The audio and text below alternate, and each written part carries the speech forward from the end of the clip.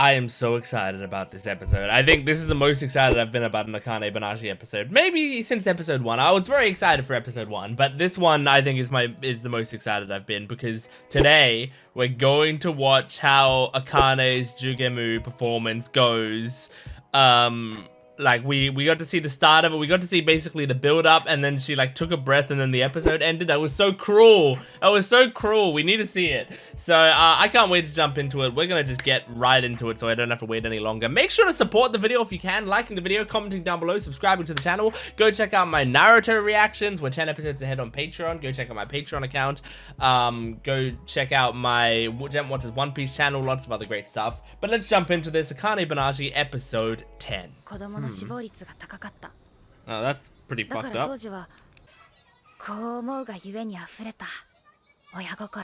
Right. So the key to it is love. Are you gonna not be making it a comedy story? I'm very curious.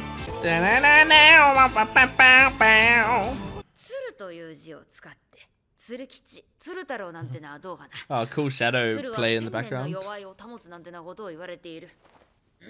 Whoa.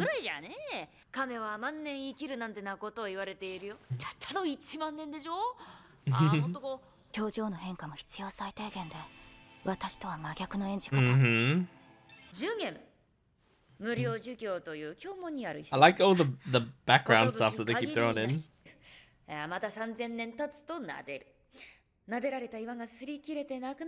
Wow, this is so cool.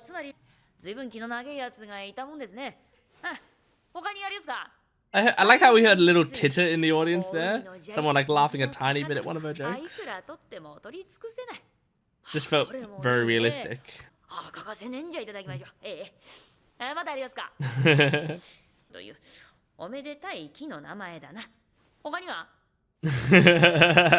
I like this part of the story is very funny.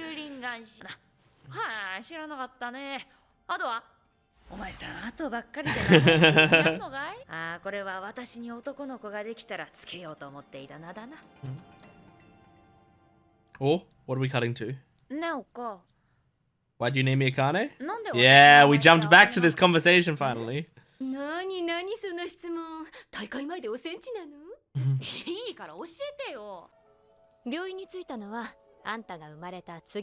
Oh.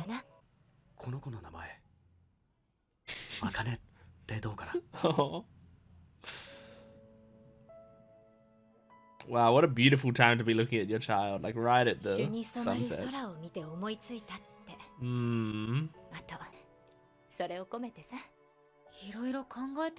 Yeah, that's cute. Oh, it's gonna unlock your understanding of this story. They named him that long thing because they cared about him.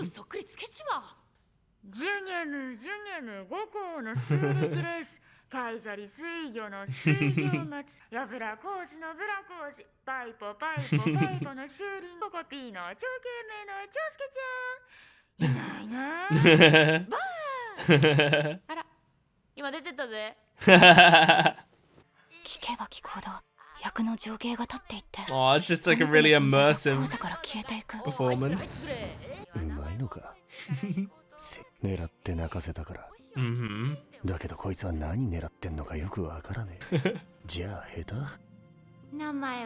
If she sucks, why are you so like? Why are people so invested?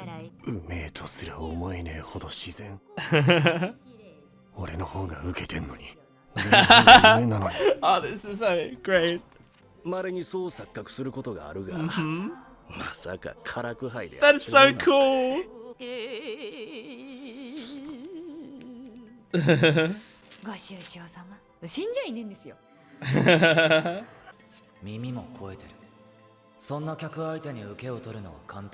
And she's not going for laughs.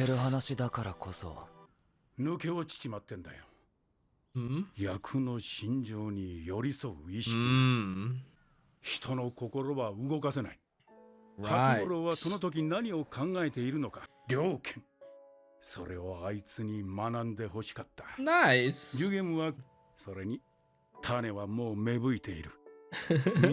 I love the music of the scene.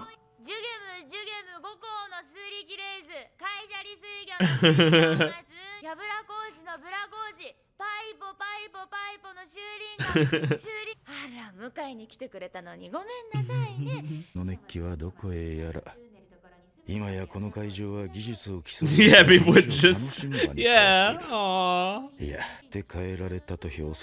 I wonder how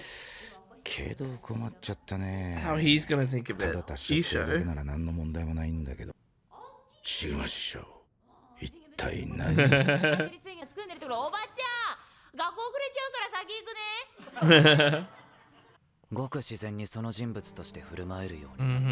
Whoa, look at that image. Oh, that's so cool. Yeah, she would have been unnaturally doing it.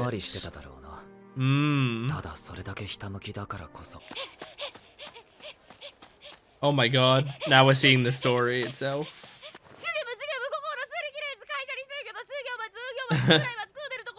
Did they fall in a well or something? Because we saw the water. Are they drowning?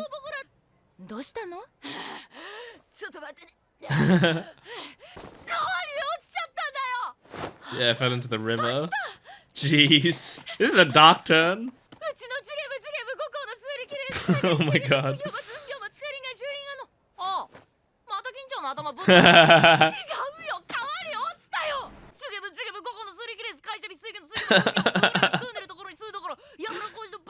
The nodding.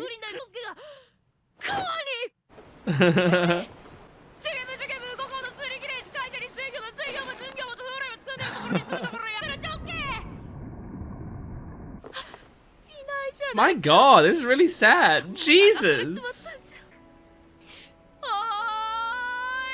Now a cautionary tale. Oh my god.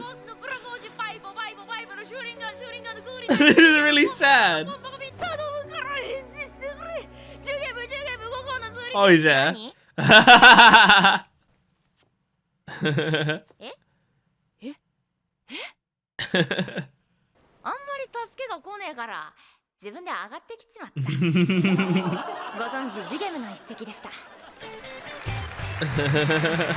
Wow, awesome performance. Oh, that's so good. But now we see Isho's response to it, right? Oh my gosh. Listen to that applause. It's all he wrote. That's so good. Oh, I'm so nervous. Oh, I'm so nervous. There's enough time in the episode that they can't leave it on a cliffhanger. Uh-huh. Oh god. Are you saying because it's an amateur performance? Like, because it's supposed to be an amateur performance, I mean? Oh. Oh, is that it? That was it? He's like, oh, you're not supposed to be here. Man, that was it. That was all we got. Did Akane win? Oh my god, she won.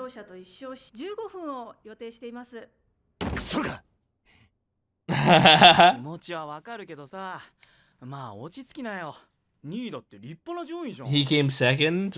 Makes sense. Tied for second. Jeez.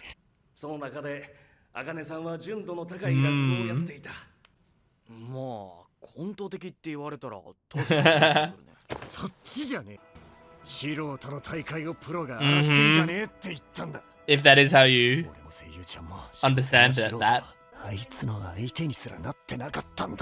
Oh, this is so dope. She's like, I know what I'm gonna ask. Oh my god. Well, all the media are in here as well? Shit. Is this gonna be next episode? Hey, motherfucker. Do you know who I am? この緊張感は。ではこれより座談会を始めます。あかねさん、 This poor lady doesn't know what she's in for. 6年前、 Why did you expel my father? 真打ち昇進試験で荒川シグマの弟子、荒川慎太を破門にしたのはなんでですか？ Look at that smile. Yeah, I thought they'd do that. Ooh, what an episode. And next episode is going to be crazy too, because we're going to get that confrontation. Although, I'm kind of anticipating... Sorry, I just walked up the stairs. I know it might seem strange because I was just watching the episode and then I went to discussion, but I paused between watching the episode and I went downstairs to get some food. I haven't eaten the food yet. It's sitting right here. It's ready for me after I finish the video. Anyway, this, like, I don't even think next episode... I think the first scene of the next episode for like 3 or 4 minutes of the episode maybe might be crazy, and then we'll have maybe a normal episode after that. But man, the start of next episode is gonna be fucking crazy. I'm so excited for that. But this episode was so good. I loved it. I loved, like, it's like they've showed many performances now, and we've seen a bunch of different styles of it, and really it has been like our barometer for how good a performance is has tended to be how much people laughed, you know? That's been our main way of seeing, or how much people, like, outwardly emoted, I guess I should say, because, like, crying also was shown as a success story. But, like, in this episode, like, the audience was pretty silent the entire time. There was, like, some giggles and stuff. Pretty silent. The laughs that she did get were pretty subdued. And that people weren't crying in the audience or anything, you know? But what people were doing was, like, just listening intently, you know? People just got really drawn into the story. And I think, like, it's really great because I love series like this, especially like sports anime type shows with more obscure stuff, where it's like you're watching it and then at a certain point you go, oh, the person who writes this loves what they're writing about. Like, it feels like, I mean, you know, maybe this isn't true and they're actually just really good at writing something they don't care about, but I think it really feels like the writer of this manga loves Rakugo and, like, really loves, you know, the essence of it. Like, enough so that, like, that they're able to write all of these different ways that, like, all of these different things that are special about Rakugo and different styles of Rakugo and what's really funny about it and all that. But then, like, to write it in such a way that the most pure Rakugo performance is this one, and the one that we have our main character doing that wins the day is, like, just a pure traditional Rakugo performance where everyone's just sitting quietly and listening. Like, it just feels like that's the love of the game. that's someone who feels like they're writing the characters in a way that everyone else gets Rakugo and that the writer gets Rakugo as well. It just to me feels really nice, you know? Like, it's like being like, oh, like if you were not a basketball fan, you might write basketball with, like, a lot of dunks in it because it's like, well, that's clearly what's exciting about basketball, but that's not all that's exciting about basketball. And, like, dunks are great. I love dunks, but, like, there are so many more tense, cool things that you can show in basketball, you know? And you can do it with so much other stuff where it's like, it's about finding the essence. And I mean, that's why, like, adaptations of source material where the writers don't like the source material tend to be, like, extra disliked. Because, like, the writers, they see the story and then they're like, oh, here's probably what people like about it, you know? M. Night Shyamalan making the Avatar The Last Airbender movie and being like, well, this is a kid's show, so I'm gonna make a kid's movie and, like, lean into something that my kids would enjoy watching, and they would enjoy watching the spectacle, the special effects, you know? Like, that's what they like. When, like, you ask any Avatar: The Last Airbender fan, they're not gonna tell you that's what they care about with the series. They don't care about the kids, like the kids side of things. They don't care about the like how cool the fighting scenes look necessarily. They might be bonuses, but like what they care about is the story and the characters and like the strong themes, and the character development is like a huge part of the story, and like really caring about the characters and their growth and their flaws at the start and how they grow through those flaws. Like there's a lot of stuff that people really care about in that story that is not taken in the Last Airbender movie. I'm not talking about the TV series, because like the live action TV series, because I don't think the live action TV series is a representative of someone not understanding the source material genuinely. Like I think I did reactions to season 1 of the live action. I'm probably not doing reactions to season 2 of the live action. I didn't hate it. I didn't even really dislike it. I was kind of neutral on the whole thing. There was stuff that I liked about it, stuff I didn't like about it. Sorry, give me a sec. Anyway, there were things that I liked about it, things that I didn't like about it. But the the things that I liked about it, to me, made it clear they understood like at least some parts of the essence of what the story is meant to be. Like the things that I liked about it was like stuff that like they added stuff about Iroh and Zuko and like their squad that was like original stuff that wasn't in the animation, in the cartoon at all. And yet it was I thought it felt really appropriate for those characters, you know. And I really enjoyed stuff like that. So there's a difference between that type of thing. But like you like if you understand if you like something so much, you understand what you find special about it. Now, what you find special about it isn't necessarily going to be what everyone finds special about it. Some people like certain things about, like, you know, if I really like an anime, a lot of the time, you know, you're gonna hear me gush about one of the female characters in the anime, even if the female character like is something that other people hate. You know, I'm watching Naruto right now. Like Sakura is not my favorite part of Naruto, but I don't hate her like a lot of people that I see talking about Naruto seem to hate her.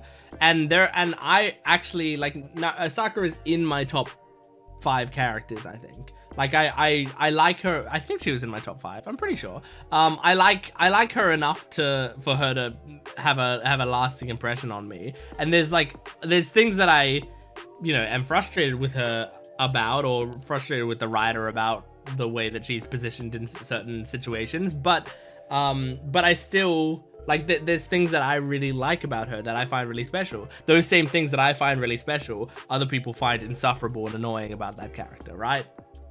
So yeah, all this to say, like the Rakugo, the writer of this mangaka, it feels like I think the writer is a he, but I'm just gonna say they then. It feels like they have a like they have something that they find really special about Rakugo, and they're letting that be shown and highlighted in this series, while also highlighting a lot of other styles of Rakugo. And it doesn't seem to be putting down like Kadashi's style or what's her name? Why do I always forget her name? What's her name? Let me find it. Man, I have a lot of shows I'm watching right now. I can't find it. Hikaru. It's not putting down her style either, it feels like. And it is saying like these have impacts on people and these are very special. But then like the Akane performance, like they show, is just like the pure Rakugo performance. It doesn't feel like it's saying that it's necessarily the best, but in that competition it felt appropriate to give her the prize. So yeah, man, that was so cool. I loved that that scene of Isho just being like, you know you're not supposed to be here, right? Like he was annoyed at her for being in an amateur's performance because he's like, obviously you won. Which is really interesting. I really liked, because I mean I compare a lot of this series to what I know about acting, because I'm a trained actor. And so like I'm not the greatest actor in the world. Far from it. You take your average professional actor, I'm about there. maybe a little lower than the average professional. Maybe a little higher than the average amateur, you know? I'm somewhere in between there, I think, if I had to place my skills. But I know about acting at least, you know? Like even if you put me to the test and you'd be like, oh, he's actually not really that good. At the very least, I know about it. I know some of the theory behind it. I know whatever. And all this to say, like, a lot of the things in Akane-banashi remind me of acting and acting styles and acting techniques. And in this episode, they were talking about, like, Akane is really good at picking up these stories and performing them well. And so because of that, she actually doesn't really need to understand the characters in them very much. She just knows kind of how to do it. And like immediately I was like, I get this, man. And I mean, sometimes I am like this. Not that I can pick it up perfectly, but in acting sometimes, especially when I was even younger, like I wouldn't really know how someone felt in this situation, but I would know the tone of voice that they would use in that situation. And that's what I would go off of, you know? I might not know how it feels to lose someone that you really care about, but I know how to make your voice waver like you're about to cry. Like you're about to cry. Like it can't quite come out properly because it's just how people talk when it's really hard to get it out, you know? When like that's how I know people speak like that. So even if I'm not feeling the emotions of the character, maybe I can still do a performance that sounds like I know what they're feeling. And there's nothing wrong with that acting style. There are lots of different acting styles. A lot of people are method actors where they have to really get into it, you know? I've been in classes and stuff with actors who like they would get overwhelmed by the emotions that they were like bringing up because they were clearly like touching on things in their past or whatever to bring out those emotions.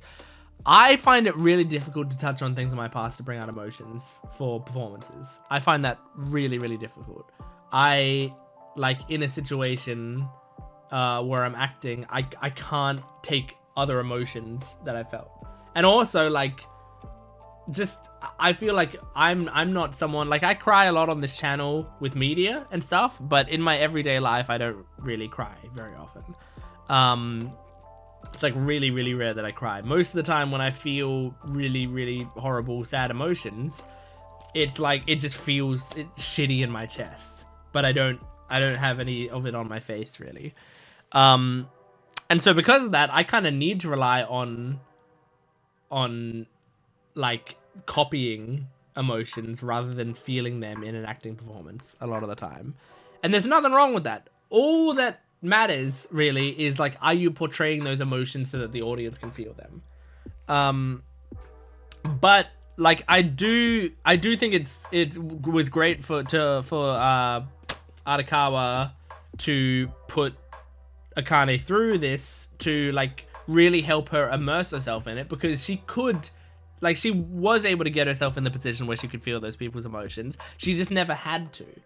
And because she never had to, she never did it. So he basically made it a necessity for her to do that. And in doing that, she was able to immerse people much more because she really, truly understood those characters. And I mean, that scene where they like go into the bridge and crying as they call out for him, like, and I like that it's so immersive that we're actually just watching the performance. I don't like watching the scene itself take place. I don't necessarily want Akane-banashi to do that all the time. Like a lot of the time I do just want to watch the actual Rakugo performer performing it. But I think in a situation like this where they're trying to show like the performer, I think they even said like the performer disappears. We're not supposed to see or hear Akane doing this. It is supposed to be like we are feeling as immersed as they are. And I really enjoyed that. I thought that was great. What a great name, man. And I also liked the, you know, them tying it into Akane's name. I get why she asked about her name now. It makes a lot of sense. Like she was trying to understand the story. So just like the master said, you know, she didn't really understand her characters very well. This time she was thinking like, why do they care so much about their child's name? Maybe I should ask my mom why she cared, like what if she cared about her child's name. What was my name? What did my name mean? And it's like they put a lot of thought into it. So yeah, beautiful, man, beautiful. Anyway, that's Akane-banashi episode 10. Can't wait for next episode. Support the video if you can, liking, commenting, and subscribing. And go to my Patreon account for more reactions, for full-length early access exclusive videos. I will see you next time. Jugemu. I can't even say just those two names fast enough. Goodbye.